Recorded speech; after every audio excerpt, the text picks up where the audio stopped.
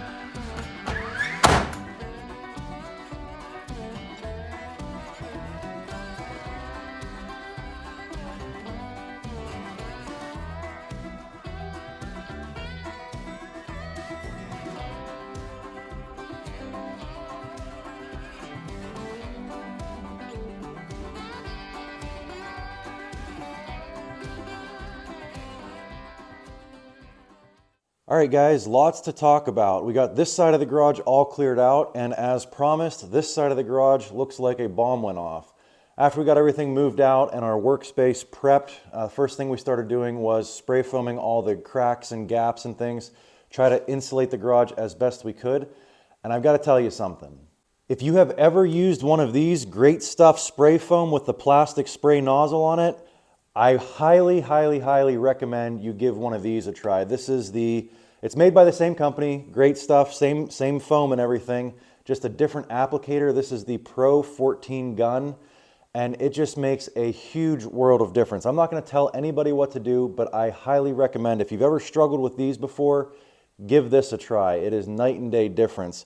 I wanna go over some of the things that I like about this versus this. So in the disposable homeowner version of these, your trigger is right here. This is where the foam comes out, and then it's introduced to oxygen all throughout this tube.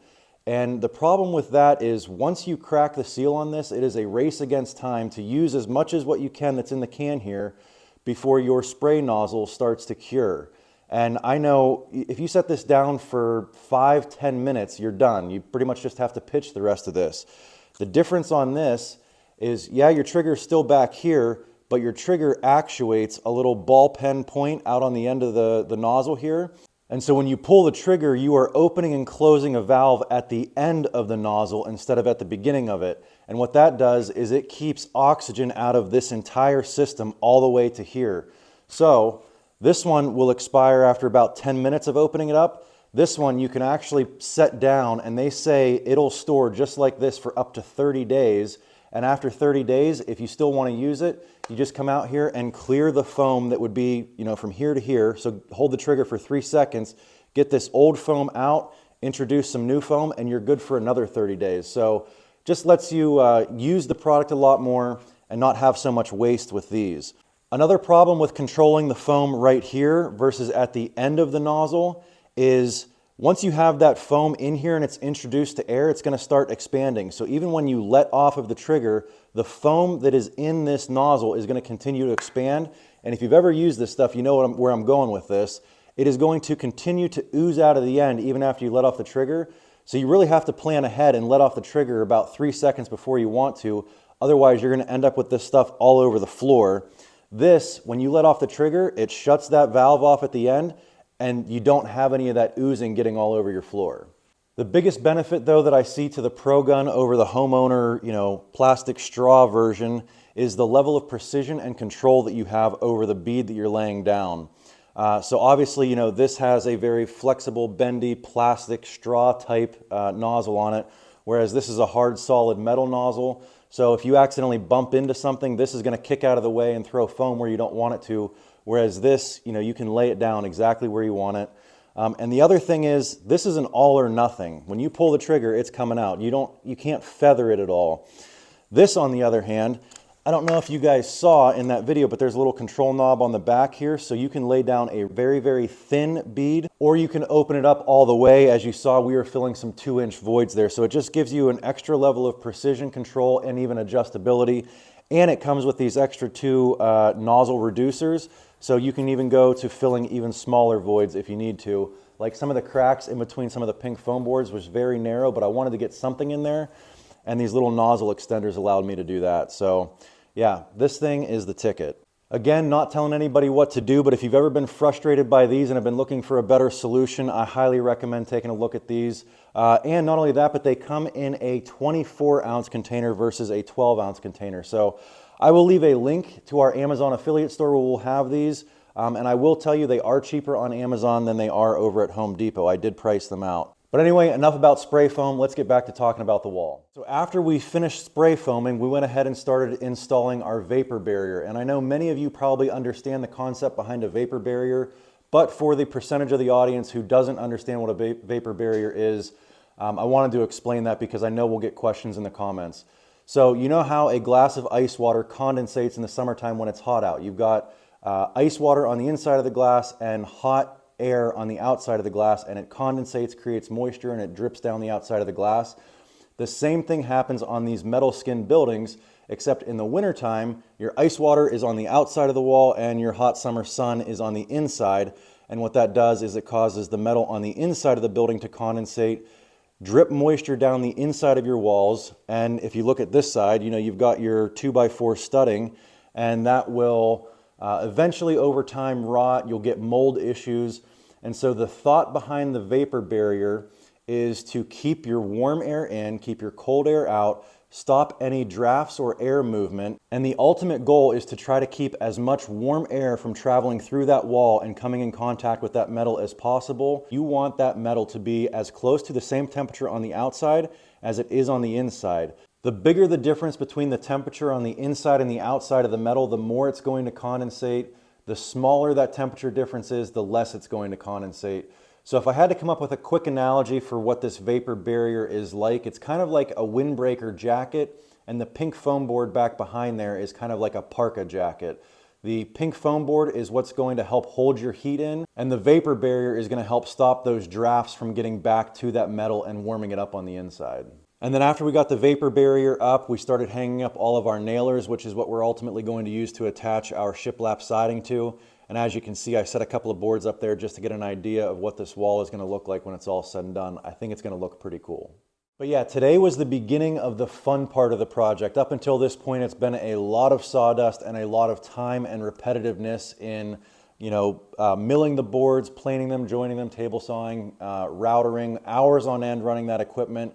And today we actually get to see the wall starting to come to life. So that was really exciting. Plus we got to have some friends come over and give us a hand, not to mention drink all of my beer. But yeah, lots of progress made on the wall today.